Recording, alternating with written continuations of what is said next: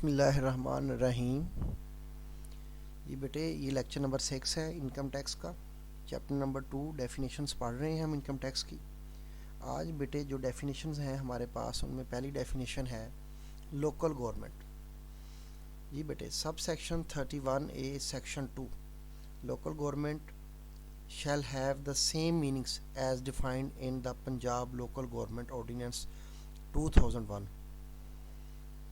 जी बेटे local government shall have the same meanings as defined in the Punjab local government ordinance 2001। ये मेरे परवेज़ मुशर्रफ लेके आया था। NWFP local government ordinance 2001 and Balochistan local government ordinance 2001। जी बेटे ये इसकी डेफिनेशन है, आगे इसकी एक्सप्लेनेशन है। After the new development plan was announce and implement in 2001 there was a need to add the newly established form of local government, example district government। यानी वो जो डिप्टी कमिश्नर थे उन्हें उनकी जगह पे ये फिर वो जो लोकल नाज़म यानी नाज़म जो है वो सेलेक्ट करते थे, जो उस इलाके का नाज़म होता था, डिस्ट्रिक्ट नाज़म। City government in this definition as these have replaced the municipal corporations and development authorities। Local government will now replace local authority. Keeping in view these requirements, this class was inserted in the law through Finance Act 2007। जी बेटे इसके तहत कुछ PHA जैसे है, parks and horticulture authority, MDA है, municipal corporations हैं, ये भी बनाई गई थी इसके तहत। ये इसकी डेफिनेशन आप याद करें, एक्सप्लेनेशन बेशक ना याद करें। जी बेटे उसके बाद है हमारे पास minor child. Under the Income Tax Ordinance 2001, minor child means an individual who is under the age of 18 years। यानी a person who has below 18, यानी जिसकी एज 18 साल से कम है। बाद लोग लेते हैं 18 पे टिक कर देते हैं MCQ ज़्यादा, तो लेस देन 18 यानी 18 साल से कम हो। This age to be determined at the end of tax year. जी बेटे सब सेक्शन है 33, सेक्शन है 2 माइनर चाइल्ड। शॉर्ट क्वेश्चन में भी आ जाए, मुफ्त के नंबर है, सिर्फ यही बताना है लेस देन 18। अब ये नहीं कहेंगे person who is age is 18, no, less than 18 year. जी बेटे उसके बाद है national clearing company of Pakistan limited. Sub section 35AA और section 2 national clearing company of Pakistan limited NCCPL national clearing company of Pakistan limited is a company which has been incorporated under the Companies Ordinance 1984 and it is licensed as clearing house by Securities and Exchange Commission of Pakistan or any subsidiary of NCCPL verified by the Federal Board of Revenue for this purpose। जी बेटे जैसे state bank का department है वो clearing house, आपने banking में पढ़ा है कि जो बैंक की जो ट्रांजैक्शंस होती हैं उनका जो म्यूचुअल होता है क्लेम, उसको हम ख़त्म करते हैं तो क्लियरिंग हाउस ये फैसिलिटी प्रोवाइड करता है। तो अब जो है वो यानी एक प्राइवेट कंपनी भी ये बनी हुई है, जैसे हम बिजली के बिल पे करते हैं और उन्होंने एक्सेस दी हुई है ना अपने डाटे तक दूसरी कंपनीज़ को, गैस कैश को ऐप के थ्रू हम बिल पे कर देते हैं, तो ये उसमें इसी के थ्रू ये सब कुछ पॉसिबल है।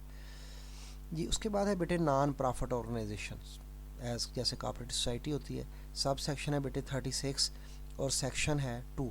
Non profit organisation means any person other than an individual which is established for religious, educational, charitable, welfare और डेवलपमेंट पर्पज और for the promotion of an empowered sport. जी बेटे किसी की सपोर्ट करने के लिए, रिलीजियस डेवलपमेंट के लिए, एजुकेशन डेवलपमेंट के लिए हम कोई वेलफेयर या चैरिटेबल करते हैं तो वो नॉन प्रॉफिट ऑर्गेनाइजेशन है।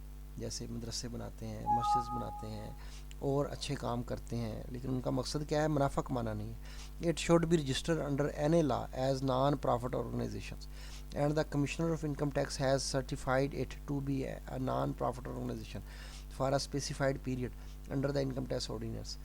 सी में बेटे any asset of the organisation should not be use for the private benefit of any other person. यानी प्राइवेट के लिए फिर आप उसका कोई भी जो है वो पार्ट यूज़ नहीं कर सकेंगे। जी बेटे उसके बाद है हमारे पास officer of the inland revenue. Officer of the inland revenue क्या है बेटे?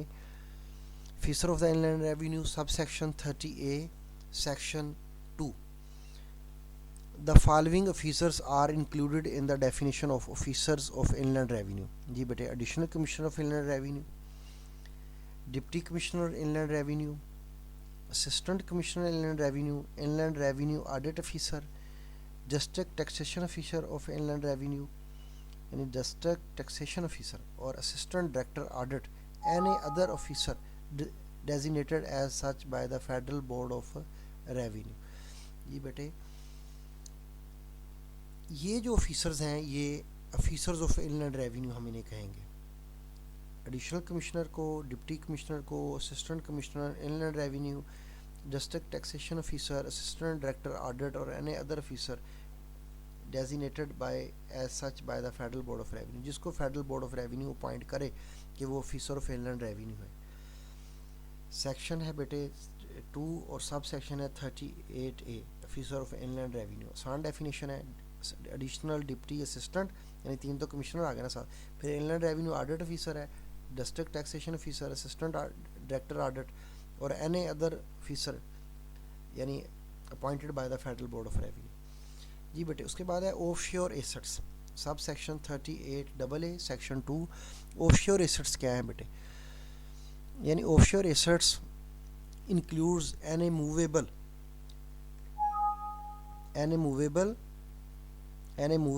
or immovable asset possessed by a person outside Pakistan. It also includes any gain, profit or income derived or any other expenditure incurred by a person outside Pakistan. ये सारे offshore asset हैं। जैसे इमरान खान तकरीरों में कहता था जी ऑफशोर कंपनीज अपनी ज़ाहिर नहीं करते। ऑफशोर मीन कि वो एसेट्स, वो एक्सपेंडिचर्स, वो प्रॉफिट्स जो मुल्क के बाहर हैं, यानी मुल्क की बाउंड्रीज़ के अंदर जो है वो नहीं है, आउट द बाउंड्री है। कोई प्रॉफिट हो, कोई गेन हो, कोई इनकम ड्राइव्ड हो, कोई एक्सपेंडिचर हो आउटसाइड द पाकिस्तान, मूवेबल हो या इमूवेबल एसेट हो, possessed by a person outside Pakistan. लेकिन वो बंदा सिटीज़न पाकिस्तान का है लेकिन उसका एसेट बाहर है, उसे ऑफशोर एसेट कहते हैं। इंपॉर्टेंट डेफिनेशन और आसान है बेटे। ऑनलाइन मार्केट प्लेस, सब section 38B section 2। Online market place means an information technology platform run by e-commerce entity over an electronic network that acts as a facilitator in transactions that occur between a buyer and a seller। यानी जितनी भी e commerce है, ई banking है, यानी through internet या on computer जो हम bill payment करते हैं, कोई टिकट्स परचेज करते हैं, कोई शॉपिंग करते हैं, उसको उसने ऑनलाइन मार्केट प्लेस कहा हुआ है। चाहे कोई एडवर्टाइजमेंट करते हैं तो ये सारा ऑनलाइन में बेटे आता है।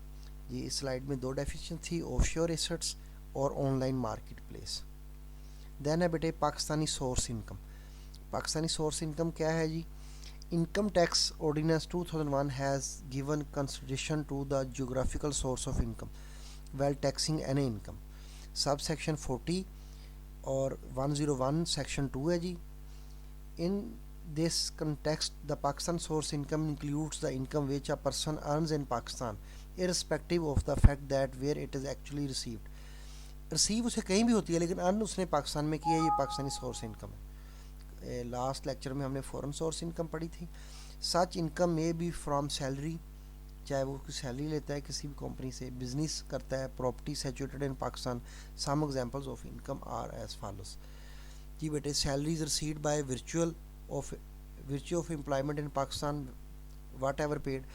बाज़ लोग होते हैं ना, जैसे हम पाकिस्तान में बैठ के अमेरिका की किसी कंपनी के लिए काम कर रहे हैं तो वो, लेकिन वो हमें बाहर से रिसीव हो रही है, हमारी वो फॉरेन सोर्स इनकम है। लेकिन एक बंदा जो बाहर बैठ के पाकिस्तान की किसी कंपनी से सैलरी रिसीव कर रहा है और उसके लिए काम कर रहा है तो वो पाकिस्तानी सोर्स इनकम है। Salary paid anywhere in the world by और on the behalf of the federal government, provincial government और a local authority in Pakistan. जैसे पाकिस्तान के जो एम्प्लॉइज़ हैं वो पाकिस्तान के लिए बाहर के मुल्क में सर्विस देते हैं तो वो भी पाकिस्तानी सोर्स इनकम है, क्योंकि उन्होंने रिसीव तो हमसे की है ना। Income derived from any business carried on in Pakistan, business income of non resident person from a permanent establishment in Pakistan और any dividend by a resident company और profit on debt paid by a resident person if the profit is from business carried in Pakistan, क्योंकि उसने जो profit earn किया है वो पाकिस्तान में किया है जी। Any royalty paid by a resident person provided services are utilise for the business carried own in Pakistan, rental income derived from the lease of immovable property in Pakistan, rental income from the lease of right to